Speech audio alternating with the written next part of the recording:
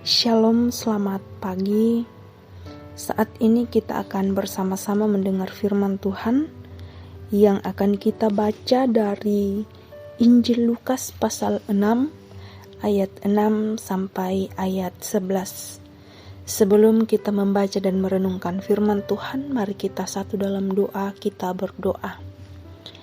Di pagi yang indah ini Tuhan, kami anak-anak-Mu datang kepadamu bersyukur untuk setiap kebaikan Tuhan yang tiada henti-hentinya Tuhan nyatakan dalam kehidupan kami.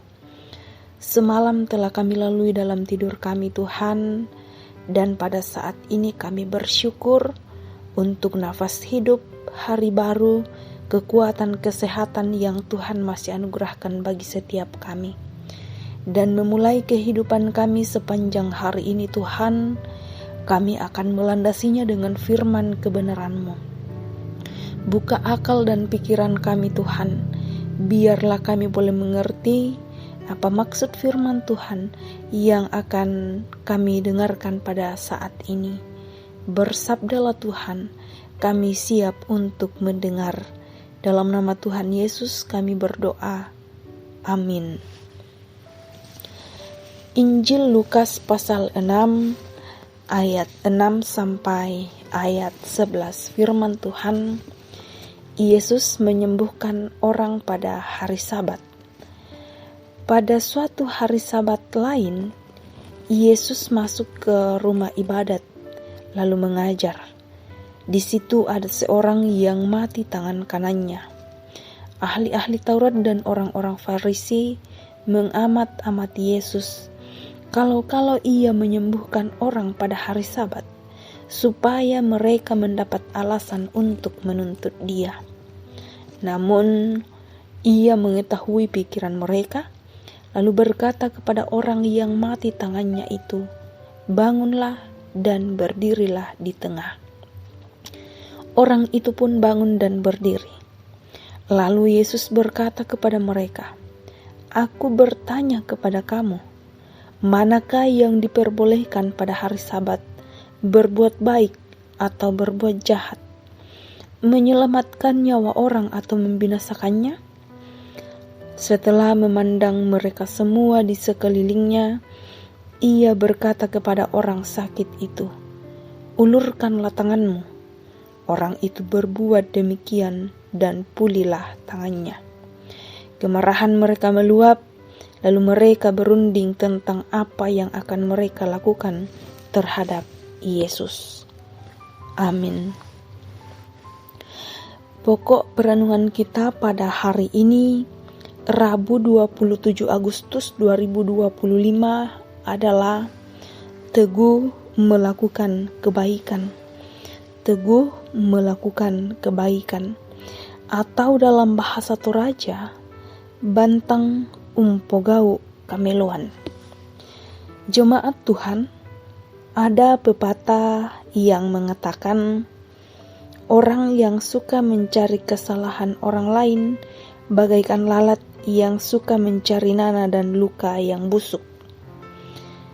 Orang yang selalu mencari-cari kesalahan orang lain dengan maksud untuk mempermalukannya disebut ghibah.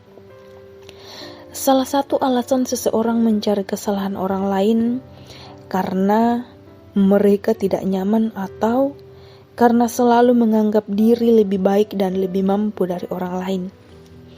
Dalam pembacaan kita, orang Farisi dan ahli Taurat selalu berusaha untuk mencari kesalahan pada diri Yesus.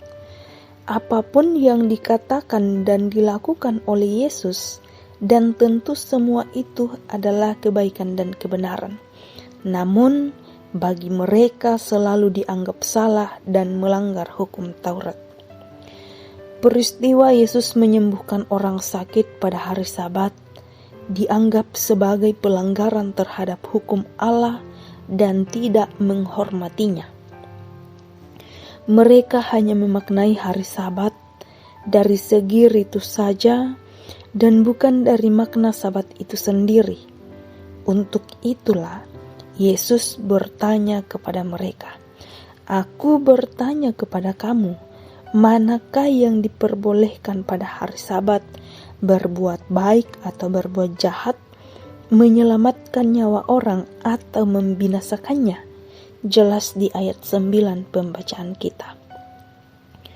Pertanyaan Yesus sekaligus menjadi pernyataan bahwa apa yang mereka persoalkan adalah kekeliruan mereka, dan justru itulah pelanggaran terhadap maksud Allah tentang makna Sabat itu sendiri. Bukankah bagian dari makna Sabat adalah melakukan kebaikan dan menyelamatkan hidup dari penderitaan?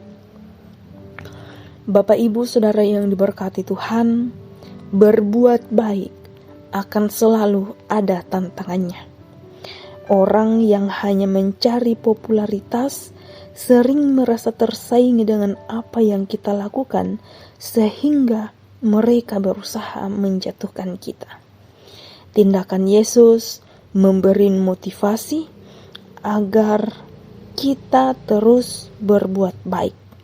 Perbuatan baik akan membuahkan kebenaran, dan kebenaran akan menghasilkan kemenangan. Terpujilah Kristus.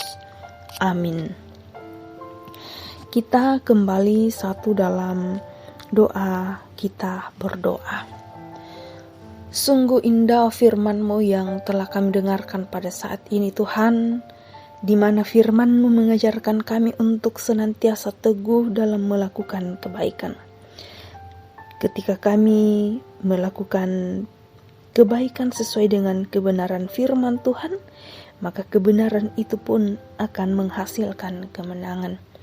Berkati kami Tuhan, biarlah kami boleh melakukan firman-Mu dalam kehidupan kami, sehingga banyak jiwa-jiwa yang dimenangkan oleh Kristus. Berkati firman-Mu, biarlah firman-Mu senantiasa kami jadikan pedoman dalam menjalani kehidupan sepanjang hari ini. Kami bersyukur Tuhan untuk anak-anak Tuhan yang boleh menerima berkat Tuhan dalam kehidupan mereka. Baik itu berupa kenaikan pangkat, kenaikan golongan, boleh menerima sebuah pekerjaan, boleh menyelesaikan studi, boleh sembuh dari sakit penyakit, boleh merayakan hari ulang tahun pernikahan, bahkan yang boleh menerima pertambahan usia, dan apapun sukacita mereka Tuhan, Tuhan sendiri yang akan memperlengkapi sukacita mereka, dan senantiasa mereka mengandalkan Tuhan dalam menikmati berkat Tuhan dalam kehidupan mereka. Yang dalam kelemahan tubuh, dirawat di rumah maupun dirawat di rumah sakit, Tuhan, oleh kuasa-Mu, Engkau akan memulihkan keadaan mereka. Yang dalam keadaan berduka cita, Tuhan kuatkan dan hiburkan mereka senantiasa.